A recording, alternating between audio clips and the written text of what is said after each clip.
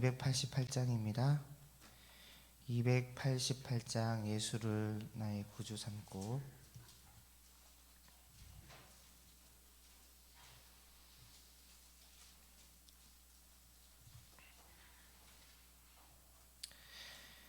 우리 찾으셨으면 우리 함께 찬송하도록 하겠습니다. 예수를 나의 구주 삼고 성령과 피로서 거듭나니 이 세상에서 내 영혼이 하늘의 영광 누리도다. 이것이 나의 간증이요 이것이 나의 찬송일세. 나 사는 동안 끊임없이 구주를 찬송하리로다. 온전히 주께 맡긴 내 영 사랑의 음성을 듣는 중에 천사들 왕래하는 것과 하늘의 영광 보리로다. 이것이 나의 간증이요 이것이 나의 찬송일세. 나 사는 동안 끊임없이 구주를 찬송하리로다. 주 안에 기쁨 누림으로 마음의 풍랑이 잔잔하니 세상과 나는 간 곳 없고 구속한 주만 보이도다. 이것이 나의 간증이요 이것이 나의 찬송일세. 나 사는 동안 끊임없이 구주를 찬송하리로다.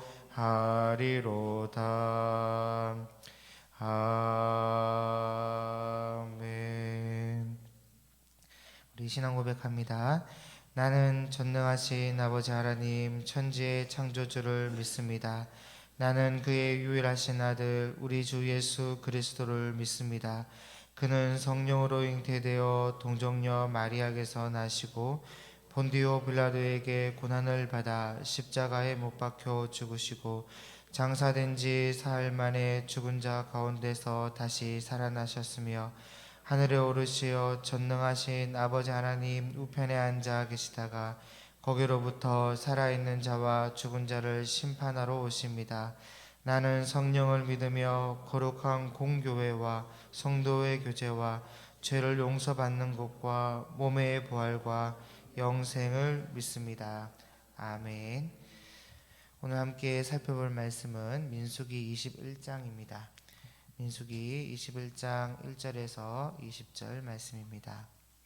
5월 1일 본문입니다. 민수기 21장 1절에서 20절까지 말씀입니다. 우리 한 절씩 교독하도록 하겠습니다. 네겝에 거주하는 가나안 사람 곧 아라세 왕이 이스라엘이 아다림 길로 온다함을 듣고 이스라엘을 쳐서 그중 몇 사람을 사로잡은지라. 이스라엘이 여호와께 소원하여 이르되 주께서 만일 이 백성을 내 손에 넘기시면 내가 그들의 성읍을 다 멸하리이다. 여호와께서 이스라엘의 목소리를 들으시고 가나안 사람을 그들의 손에 넘기심에 그들과 그들의 성읍을 다 멸하니라. 그러므로 그곳 이름을 호르마라 하였더라. 백성이 호르산에서 출발하여 홍해길을 따라 에돔 땅을 우회하려 하였다가 길로 말미암아 백성의 마음이 상하니라. 백성이 하나님과 모세를 향하여 원망하되 어찌하여 우리를 애굽에서 인도하여 내어 이 광야에서 죽게 하는가? 이곳에는 먹을 것도 없고 물도 없도다. 우리 마음이 이 하찮은 음식을 싫어하노라 하매 여호와께서 불뱀들을 백성 중에 보내어 백성을 물게 하심으로 이스라엘 백성 중에 죽은 자가 많은지라. 백성이 모세에게 이르러 말하되 우리가 여호와 당신을 향하여 원망함으로 범죄하였사오니 여호와께 기도하여 이 뱀들을 우리에게서 떠나게 하소서. 모세가 백성을 위하여 기도하매 여호와께서 모세에게 이르시되 불뱀을 만들어 장대 위에 매달아라. 물린 자마다 그것을 보면 살리라. 모세가 놋뱀을 만들어 장대 위에 다니 뱀에게 물린 자가 놋뱀을 쳐다본즉 모두 살더라. 이스라엘 자손이 그곳을 떠나 오봇에 진을 쳤고 오봇을 떠나 모압 앞쪽 해돋는 쪽 광야 이에 아바림에 진을 쳤고 거기를 떠나 세렛 골짜기에 진을 쳤고 거기를 떠나 아모리인의 영토에서 흘러나와서 광야에 이른 아르논 강 건너편에 진을 쳤으니 아르논은 모압과 아모리 사이에서 모압의 경계가 된 곳이라. 이름으로 여호와의 전쟁기에 이르렀되 수바의 와협과 아로논 골짜기와 모든 골짜기의 비탈은 모든 골짜기의 비탈은 아르고울을 향하여 기울어지고 모압의 경계에 닿았도다 하였더라. 거기서 부엘에 이르니 부엘은 여호와께서 모세에게 명령하시기를 백성을 모으라 내가 그들에게 물을 주리라 하시던 물이라. 그때 이스라엘이 노래하여 이르되 우물물아 솟아나라 너희는 그것을 노래하라. 이 우물은 지휘관들이 팠고 백성의 귀인들이 규와 지팡이로 판 것이로다. 마따나에서 나할리엘에 이르렀고 나할리엘에서 바못에 이르렀고 바못에서 모압들에 있는 골짜기에 이르러 광야가 내려다 보이는 비스가 산 꼭대기에 이르렀더라. 아멘. 본문의 말씀으로 유랑의 행진으로라는 제목으로 말씀을 함께 나누겠습니다. 민수기서를 3부, 세부 3부로 나눈다면 오늘 21장은 세 번째 3부에 해당하는 첫 장입니다. 1장에서 10장까지 시내산에서 진을 편성하고 또 행군을 준비를 하였다면 11장부터 20장까지는 가데스 바네아에서 드러난 이 불신앙으로 인하여서 38년간 광야를 유랑하는 장면이 나옵니다. 그리고 오늘 21장에서 36장까지는 출애굽 2세대가 본격적으로 여정을 시작하는 장면이 나오는데 잘 훈련받은 백성들이 약속의 땅으로 떠나는 첫 걸음이지만 이 여전히 약속의 땅을 얻기까지는 넘어야 할 산이 많이 남아있음을 보여주고 있습니다. 그 넘어야 할 첫 번째 산이 오늘 본문 1절에서 3절에 나오는데 이스라엘 백성이 아다림 길로 가고 있을 때였죠. 그때 네겝에 거주하는 가나안 사람이 아라세 왕이 이스라엘 백성이 아다림 길로 오고 있다는 것을 듣고는 급습하여서 이스라엘을 치고 또 그 중에 몇 사람을 사로잡아 갔는데 이 첫 시작부터 난관에 부딪히게 된 것이죠. 그래서 2절에 이스라엘이 여호와께 소원하이르되 주께서 만일 이 백성을 내 손에 넘기시면 내가 그들의 성읍을 다 멸하리이다 이렇게 구합니다. 그랬더니 하나님께서 넘겨주셨고 서원대로 이제 성읍을 다 멸하고 그곳의 이름을 호르마라고 짓지요. 이 호르마라는 이름의 뜻은 완전히 멸하였다 그런 뜻입니다. 그래서 이 첫 번째 산을 넘고 난 뒤에 이제 그 다음 두 번째 산을 또 넘어야 하는데 그게 4절부터 15절까지의 말씀입니다. 4절에 보면 백성이 호르산에서 출발하여 홍해길을 따라 에돔 땅을 우회하려 하였다가 길로 말미암아 백성의 마음이 상하니라 그렇게 말씀하고 있는데 사실은 에돔 땅을 가로질러 가는 지름길이 있었죠.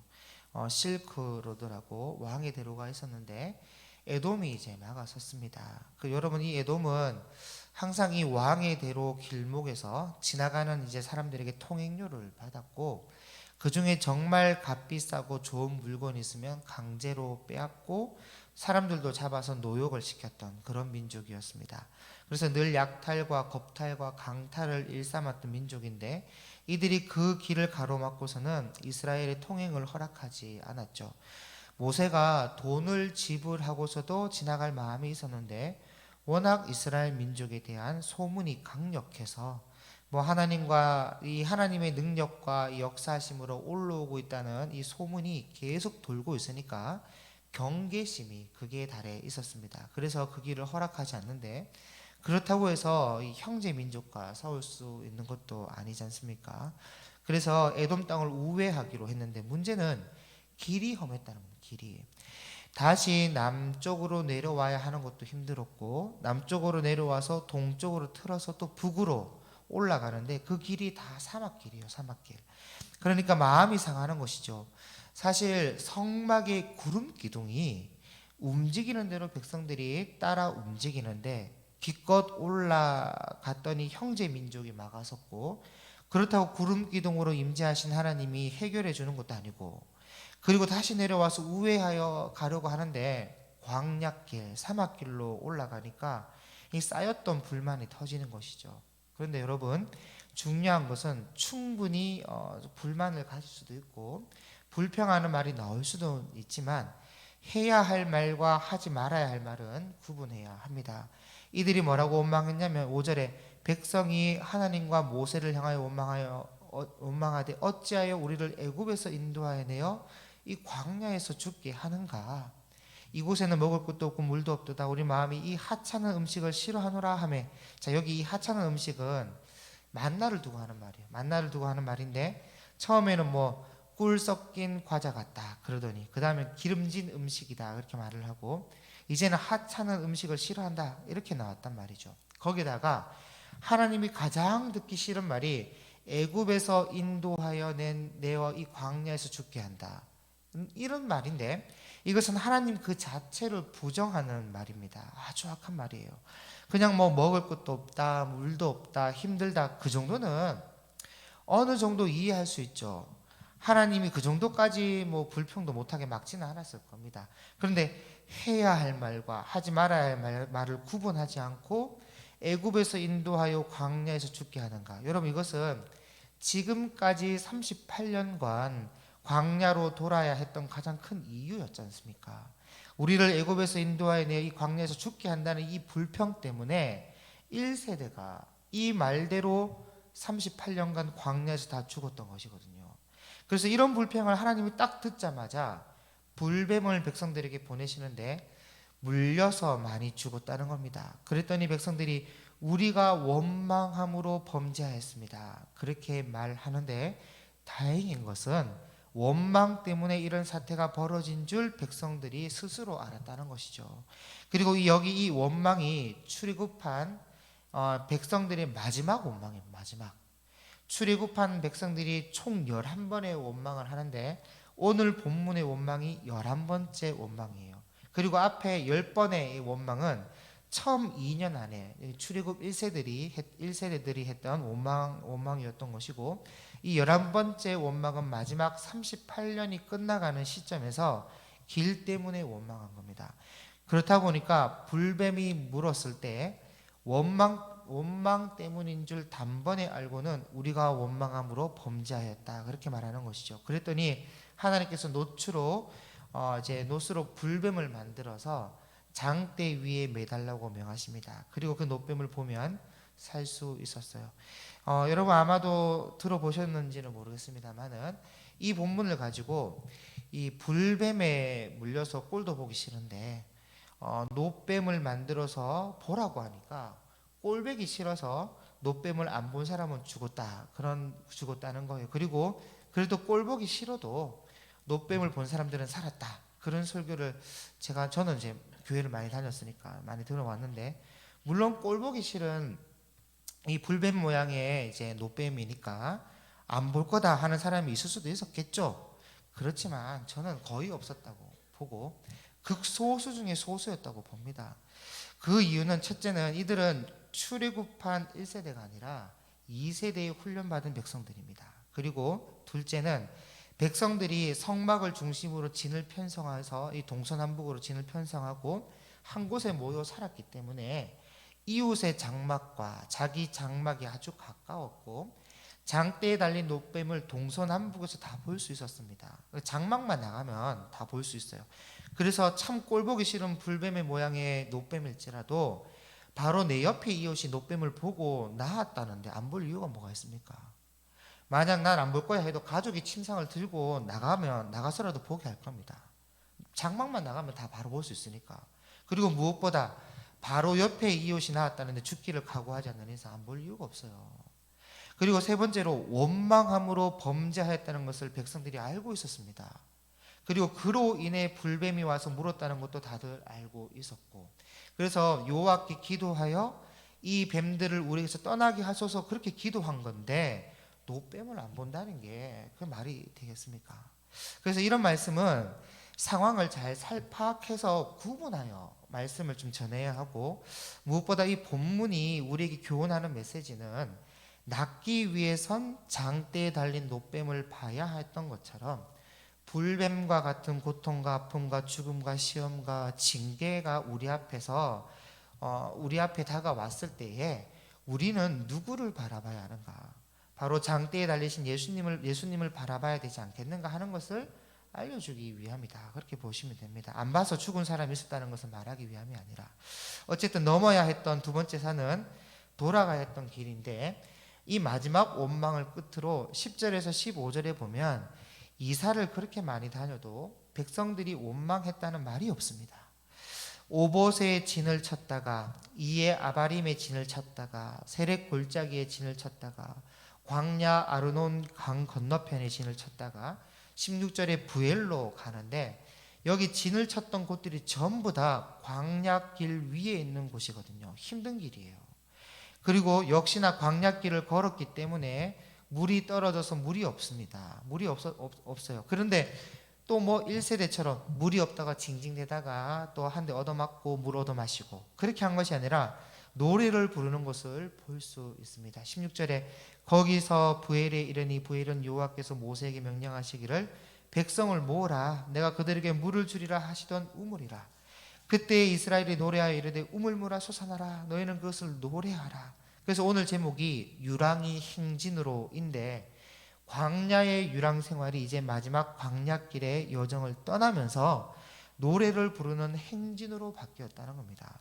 그래서 여러분, 그만큼 훈련과 양육이 중요해요. 하나님과 발 맞춰서 보조를 맞춰서 걷는 연습이 민수기의 훈련 과정인데, 여러분 얼마나 좋습니까? 물이 없다고 불평을 늘여놓는 것을 가지고 하나님께 한 대 얻어맞고 또 그렇게 해서 하나님께 물을 얻어먹고 그렇게 한 것이 아니라 하나님께 기도하면서 노래를 부르고, 그리고 하나님이 주시는 기쁨의 샘물을 또 마시면서 하나님과 동행하는 삶. 여러분 너무 좋지 않습니까? 비록 그 길이 광야길이고 여러 번 진을 폈다 접었다 하면서 피곤하고 지치고 목마른 길이라 하더라도 하나님과 동행하며 필요에 따라 주님께 구하고 주님이 주시는 필요들을 또 채워가면서 살아가는 삶. 여러분 너무 좋지 않습니까?